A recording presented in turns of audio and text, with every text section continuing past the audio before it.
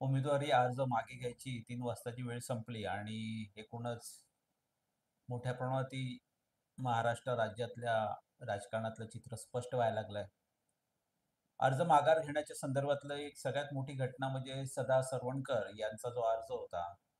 शिवसेना शिंदे गटाचे माहीमधले उमेदवार आणि तिथे राजपुत्र अमित ठाकरे उभे आहेत. एक मोठा चर्चेचा विषय होता आणि त्याचं नाट्यमयरित्या तो जो अंक होता तो संपलेला आहे. सदा सरवणकर मनसेच्या मुख्यालयाच्या इथे गेले होते राज ठाकरे यांना भेटायला. परंतु त्यांच्या मुलाला राज ठाकरेंनी सांगितलं की मला काही त्यांना भेटायचं नाही. त्यांना उभं राहायचं तर उभं राहू द्या. माघार घ्यायची असेल तर मागे राहू द्या. माघार घ्या. आता राज ठाकरे यांची डोंबिवलीला सभा आहे. त्याच्यानंतर ठाण्याला सभा आहे. ठाणे जिल्ह्यातनं सुरुवात केली आहे. सगळ्यात मोठी घटना म्हणजे राजू पाटील जे एकमेव आमदार आहेत त्यांनी एक स्टेटमेंट केलं ऑन रेकॉर्ड की आम्हाला बाप बेट्यांची दानत माहिती होती, पण आमच्या नेत्यांनी सांगितलं म्हणून आम्ही त्यांचं काम केलं. त्यांनी एकनाथ शिंदे आणि त्यांचे पुत्र डॉक्टर श्रीकांत शिंदे यांच्या संदर्भात हे वाक्य उच्चारलं. ह्याच्यातनं तुम्ही जर बघितलं तर एकूणच फार मोठ्या खालच्या पातळीवरती आता हे संबंध बिघडलेले आहेत. आणि आता ही तर सुरुवात आहे आणि चढत्या क्रमाने हे सगळं वाढत जाणार आहे. नमस्कार, मी ॲडव्होकेट मनोज वैद्य. आपला महाराष्ट्र डिजिटल या यूट्यूब वाहिनीवरती आपलं सगळ्यांचं स्वागत आहे. मनोवेद या कार्यक्रमामध्ये आपण राजकारणाचा वेध सातत्याने घेत असतो. आता आपण या यूट्यूब चॅनलवरतीच सातत्याने बोलणार आहोत. सगळ्या घटनांचा परामर्श घेणार आहोत. मला तुमच्या सगळ्यांचे आभार मानायचे आहेत की दिवाळीच्या दरम्यानच आपलं 10,000 सबस्क्रायबरचा टप्पा आपण ओलांडलेला आहे आणि तुमचं सगळ्यांचं सहकार्य असं राहू द्या. आम्ही आपले बदलापूर ह्या फेसबुक पेजवरती एका शहराचं वृत्तांकन करत असतो आणि त्याच्यावरतीच आमचं थोडंसं फोकस होता. तो पण 1,00,000च्या पेक्षा जास्त फॉलोअर्स त्याच्यात झालेले आहेत. आणि आता आपण आपला महाराष्ट्र डिजिटल या वृत्तवाहिनीवरती आपण सातत्याने सगळे कार्यक्रम करणार आहोत. तुमचं सगळ्यांचं स्वागत आहे पुन्हा एकदा. तर राजकारणाने वेग घेतलेला आहे आणि तुम्ही जर इथे पाहिलं तर एक 2 घटना राज्यामध्ये घडलेल्या आहेत. एक तर मनोज जरांगे पाटील यांनी खूप असं एकूणच सगळं राजकारणाला गोल फिरवत त्यांनी शेवटच्या क्षणाला आपले उमेदवार सुद्धा मागे घेतलेले आहेत. मनोज जरांगे पाटील हे मला वाटतं गेल्या 3 ते 4 मला वाटतं 3 ते 4 वर्षातलं एक असं नेतृत्व आहे, की ते अत्यंत वेगाने पुढे आले आणि खूप अत्यंत म्हणजे आपण त्याच्यावरती स्वतंत्र असा व्हिडिओ करणार आहोत. त्यांची फडणवीस यांच्या विरोधात एकदमच आक्रमक अशी थेट असं त्यांच्याशी लढा आहे देवेंद्र फडणवीस यांच्याशी. आणि देवेंद्र फडणवीस यांनी स्वतःलाच डॅमेज करून घेतलं आणि उरलेला डॅमेज आहे मनोज जरांगे पाटील यांनी केलं. हे आपण जर पाहिलं तर येणाऱ्या काळात मी त्यावरती बोलणारच आहे. आज आपण चर्चा करणार आहोत राज ठाकरे अधिक फडणवीस विरुद्ध एकनाथ शिंदे असं हे एक नाट्य आता सुरू झालेलं आहे. आणि तुम्ही जर पाहिलं निवडणुकीच्या तयारीच्या वेळेला राज ठाकरे सातत्याने मुख्यमंत्री एकनाथ शिंदे यांच्या भेटीला जायचे आणि मोठा बुके घेऊन मुख्यमंत्री एकनाथ शिंदे राज ठाकरेंचं स्वागत करायचे आणि मग त्यांची काय बैठक व्हायची आणि ते परत जायचे. पण त्यांचं जे काही खऱ्या अर्थाने जे बॉन्डिंग होतं राज ठाकरेंचं ते देवेंद्र फडणवीस यांच्याबरोबर होतं. हे आता आपल्याला लक्षात येईल. आता जो निवडणुकीच्या काळामध्ये त्यांनी ज्यावेळेस अमित ठाकरे उभे राहिले आणि माहीममध्ये सदा सरवणकर यांची उमेदवारी मागे घ्यावी या संदर्भात एकूणच चर्चा सुरू झाली. तर मुख्यमंत्री एकनाथ शिंदे यांनी ज्या पद्धतीने सदा सरवणकर यांच्यावरती दबाव आणायला पाहिजे होता, तो काय आणला नाही असंच दिसतंय. जर मुख्यमंत्री एकनाथ शिंदे यांनी जर ठरवलं असतं, तर नक्कीच सदा सरवणकर यांनी माघार घेतली असती. कारण का त्यांना सिद्धिविनायकचं अध्यक्षपद वगैरे असं बरीचशी पदं दिलेली आहेत. राज्यमंत्रीपद दिलेलं आहे. तर मग थोडंसं त्यांनी एक ॲक्टिंग मोडवरती केलं. राज ठाकरे सारख्यांच्या लक्षात येतं. म्हणजे राज ठाकरे जरी त्यांचा एकच आमदार असते, तर राजकीयदृष्ट्या त्यांना खूप चांगली जाण असते सगळ्या गोष्टींची. आणि भाजपने एक आक्रमक भूमिका घेतली, की आम्ही राज ठाकरे यांचे जे पुत्र आहेत, त्यांना आम्ही पाठिंबा देणार म्हणून. कारण का राज ठाकरे यांनी बिनशर्त पाठिंबा कोणाला दिला होता? नरेंद्र मोदी यांना दिला होता. आणि त्याच्या बदल्यात त्यांना एक अपेक्षा होती, की थोडीफार आम्हाला इकडे मदत करायला पाहिजे म्हणून. आणि मग ह्याचे हळू-हळू जे अंतरंगातले जे रंग होते ते उघडायला लागले आणि देवेंद्र फडणवीस यांचे जे खास जे बोलके लोकं आहेत, जे ते बोलले म्हणजे देवेंद्र फडणवीस बोलतात असं लक्षात येतं. तर त्याच्यामध्ये प्रवीण दरेकर आहे आणि प्रसाद लाड आहेत. तर प्रसाद लाड म्हणाले, की "तो आमचाच मुलगा आहे, अमित ठाकरे आणि त्याला आम्हाला पाठिंबा द्यावाच लागेल." अशा पद्धतीचं विधान केलं. त्याच्या अगोदर मुख्यमंत्री एकनाथ शिंदे यांनी असं विधान केलं, की राज ठाकरे यांनी जे उमेदवारी देताना आम्हाला कुठे विश्वासात घेतलं नाही आणि मी त्यांना विचारत होतो, की तुमची एकूणच रणनीती काय असणार आहे? म्हणजे राज ठाकरे यांनी मुख्यमंत्री एकनाथ शिंदे यांना विश्वासात घेतलं नाही एकूणच रणनीती ठरवताना. याचाच अर्थ राज ठाकरे यांचं जे काही कनेक्ट आहे, तो भाजपबरोबर आहे. आणि तुम्ही जर लक्षात घेतलं तर एकनाथ शिंदे हे आता या काही दिवसामध्ये थोडंसं एकाकी पडत चाललेत एकूणच. पहिले त्यांना एक कव्हरेज होतं भारतीय जनता पक्षाचं. ते तर नाहीसं झालं. ते जर तुम्हाला लक्षात आलं असेल, तर राज ठाकरे यांच्या भूमिकेवरून. राज ठाकरे यांनी सांगितलं, की मुख्यमंत्री पदावरती मला देवेंद्र फडणवीस यांना बघायचंय किंवा ते होणार आहेत आणि आमचा मनसे आहे तो त्यांच्यावर राहील. पण देवेंद्र फडणवीस यांनी ते काही हे नाही केलं, स्वीकारलं नाही. ते म्हणाले, की नाही आमची युती ही महायुतीमध्ये आम्ही एकनाथ शिंदे आणि अजितदादा पवार आणि भारतीय जनता पक्ष असा आहे. अशा पद्धतीचं त्यांनी स्टेटमेंट केलं. राजकारणात हे बोलावं लागतं. पण ह्याच्या मागचं राज ठाकरेंचं उद्दिष्ट होतं, की मुख्यमंत्री एकनाथ शिंदे यांना कॉर्नर करायचं. मुख्यमंत्री एकनाथ शिंदे हे ठाकरे कुटुंबाच्या विरोधात जाऊन त्यांनी त्यांचं अस्तित्व निर्माण केलं आणि चिन्ह पळवलं, पक्ष पळवला. शिवसेना प्रमुखांची जी काही प्रतिमा होती ती पळवली असं राज ठाकरे यांचं मत आहे. त्यांनी ढापला हा शब्द वापरला होता. लोकसभेच्या वेळेला त्यांना मुख्यमंत्री एकनाथ शिंदे यांनी सांगितलं होतं, की तुम्ही आमच्या चिन्हावर लढा म्हणून. तर त्यावेळेस राज ठाकरे यांनी त्यांच्या ठाकरे शैलीमध्ये सांगितलं होतं, की जे माझं जे इंजिन चिन्ह आहे ते मी लोकांमधनं मिळवलं. म्हणजे निवडणुकीतनं जे काही असतं प्रक्रियेतनं ते मिळवलेलं आहे. तुमच्यासारखं ढापलेलं नाहीये आणि त्या चिन्हावर मी काय लढू म्हणून. थोडंसं जर आपण खोलवर विचार केला तर शेवटी ठाकरे कुटुंब हे कलाकार आहे आणि ते भावनिक राजकारण करण्यात जास्त त्यांचा कल असतो. ते प्रॅक्टिकल असं म्हणजे हिशोब वगैरे मांडणारी कुटुंब नाहीये ठाकरे. ते कसं असतं, की ते त्यांना माहिती आहे, की हे एकनाथ शिंदे हे ठाकरेंचं जे काही होतं ते घेऊन निघालेलं आहे आणि शिवसेना प्रमुखांचं जी संपत्ती होती त्याच्यावर हात मारलेला आहे. असं राज ठाकरेंचं एकूणच म्हणण्याचा रोख आहे. आणि शिवसेना प्रमुखांविषयी राज ठाकरे यांना खूप आत्मीयता, आदर आणि आपुलकी आहे. त्यांच्यामधलं एक असं बायोलॉजिकल कनेक्शन आहे. आणि म्हणजे एकनाथ शिंदेबरोबर त्यांनी थोडंसं असं जुळवून घेतलं, परंतु एकनाथ शिंदेविषयी त्यांना काही आपुलकी, आत्मीयता अशातला भाग नाही.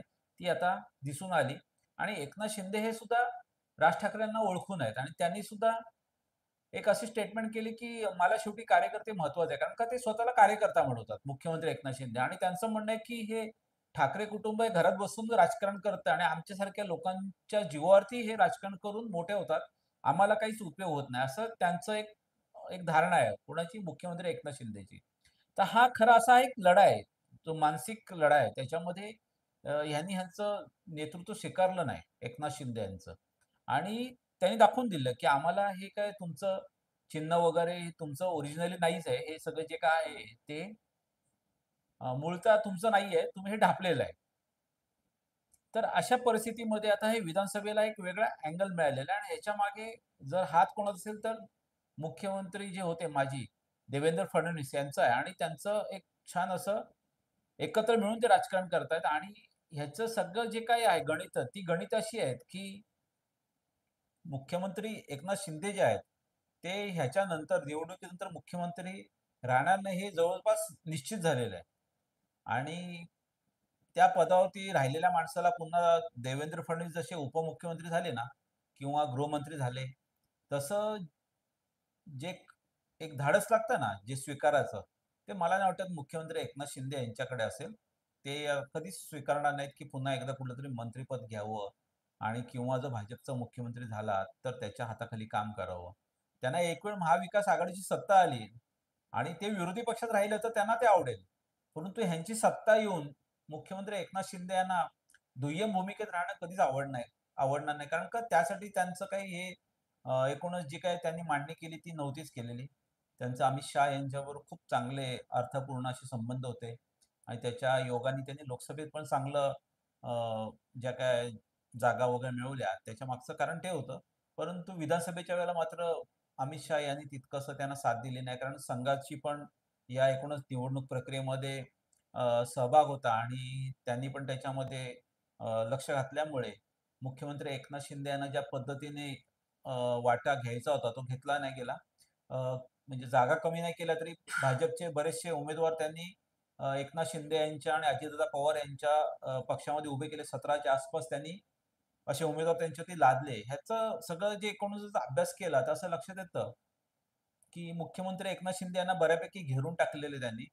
ठाणे जिल्ह्यात पण त्यांना तितक्याशा जागा काही मिळू दिल्या नाही. कारण का युतीचा जो काही वाटप होतं ते व्हायच्या आधीच अ, भारतीय जनता पक्षाने पहिली यादी 99 उमेदवारांची जाहीर करून टाकली. त्याच्यातनंच त्यांनी मुख्यमंत्री एकनाथ शिंदे यांना इशारा दिला.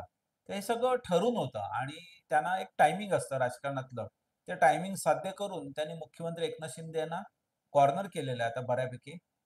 मुख्यमंत्री एकनाथ शिंदे यांचं जे काही एकूणच आता पाहिलं तर तुमच्या लक्षात येईल, की आता अंबरनाथची जी विधानसभेची जागा आहे, ती मुख्यमंत्री एकनाथ शिंदे यांचे डॉक्टर बालाजी किणीकर उमेदवार आहे. तिथे मनसेने उमेदवार नाही दिलेला आणि ते बऱ्यापैकी मनसेची ताकद आहे.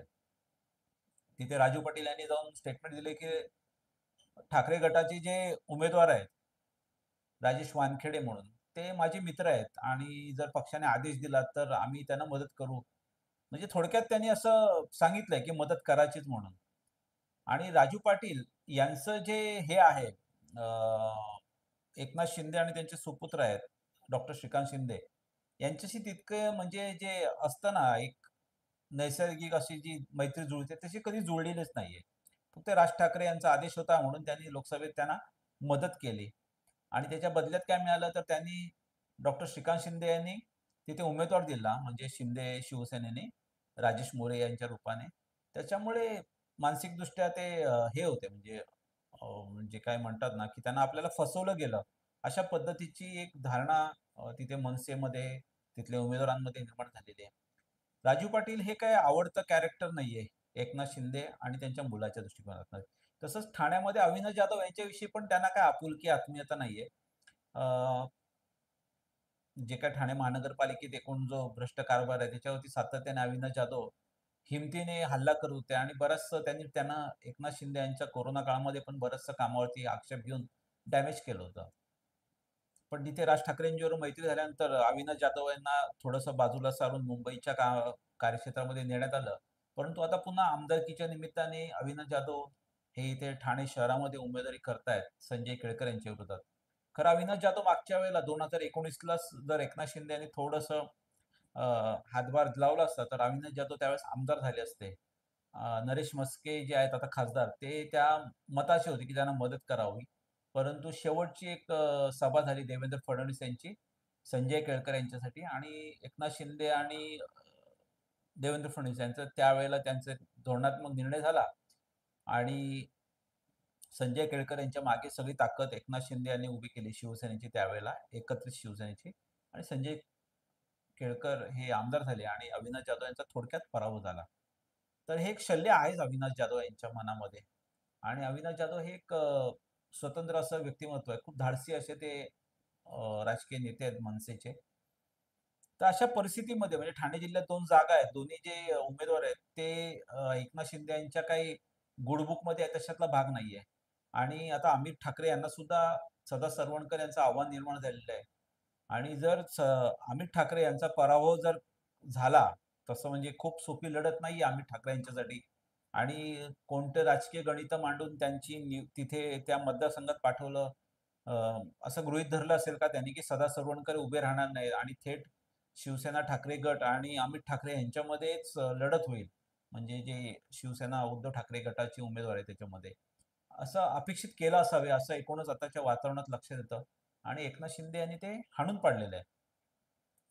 तर अशा परिस्थितीमध्ये ह्याचा फायदा संपूर्ण जे म्हणजे महाराष्ट्रामध्ये राज ठाकरे जर थोडंसं वेगळं बोलावं लागेल. राज ठाकरेंचे उमेदवार जरी निवडून येत नसले, तर राज ठाकरेंचं प्रभावी वक्तृत्वामध्ये एकनाथ शिंदे नक्कीच कॉर्नर होऊ शकतात आणि ते वेळोवेळी अशी भूमिका घेऊ शकतात. कारण का ते स्वतंत्रपणे निवडणूक लढवतात. ते का महायुतीचा भाग नाहीयेत. आणि जर राज ठाकरे यांनी जर त्यांची तोफ मुख्यमंत्री एकनाथ शिंदे यांच्या शिवसेना शिंदे गटाकडे वळवली, तर उद्धव ठाकरे जेवढं डॅमेज नाही करू शकत, तेवढं राज ठाकरे मुख्यमंत्री एकनाथ शिंदे यांना डॅमेज करू शकतात. उद्धव ठाकरे यांच्याकडे वक्तृत्व तरी आहे आणि त्यांच्या सभांना गर्दी असते. मुख्यमंत्री एकनाथ शिंदे यांच्या सभेला माणसं आणावी लागतात. हे सातत्याने सिद्ध झालेलं आहे आणि वेगवेगळ्या माध्यमातून ते सिद्ध झालेलं आहे. कारण का मुख्यमंत्री एकनाथ शिंदे यांच्याकडे वक्तृत्व नाहीये. ते इलेक्शन मॅनेजर आहे.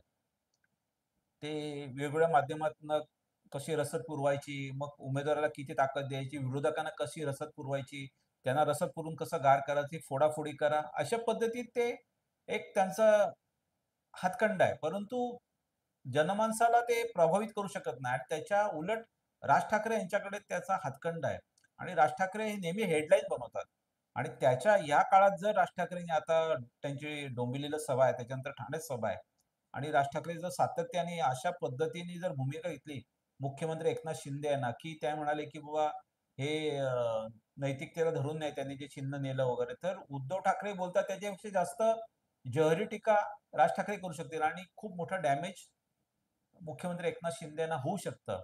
आणि मला असं वाटतं आता पॅचवर्कची वेळ निघून गेलेली आहे. फक्त आता एवढंच बघायचं आहे, की राज ठाकरे कुठल्या लेव्हलला जाऊन मुख्यमंत्री एकनाथ शिंदे यांना कॉर्नर करतात, त्यांच्यावर टीका करतात आणि भारतीय जनता पक्षाला तेच हवं आहे. कारण मुख्यमंत्री एकनाथ शिंदे यांचं जे काही हे होतं म्हणजे जबाबदारी होती म्हणजे भारतीय जनता पक्षासाठी त्यांचा जो उपयोग होता आणि उपयुक्त वाद हा भारतीय जनता पक्षाचा आत्मा आहे. म्हणजे जर उपयोग नसेल, तर ते कधी कोणाला जवळ ठेवत नाही. तर मला असं वाटतं, की मुख्यमंत्री एकनाथ शिंदे यांना राज ठाकरेच्या माध्यमातून ते अडचणीत आणू शकतील आणि येणाऱ्या काळात आपण त्या बाबतीत तुम्हाला वेळोवेळी माहिती देत राहू. पण राज ठाकरे अधिक देवेंद्र फडणवीस विरुद्ध एकनाथ शिंदे हा सामना आपल्याला येणाऱ्या जे काही 20 एक दिवस आहेत निवडणुकी त्याच्यामध्ये बघायला मिळणार आहे. आपला महाराष्ट्र डिजिटलचं हे YouTube चॅनल आहे. तुम्ही शेअर करा आणि तुम्हाला जर काही भूमिका मांडायची असेल तर कमेंट बॉक्समध्ये नक्की लिहा आणि सबस्क्राईब करून आम्हाला साथ द्या. नमस्कार.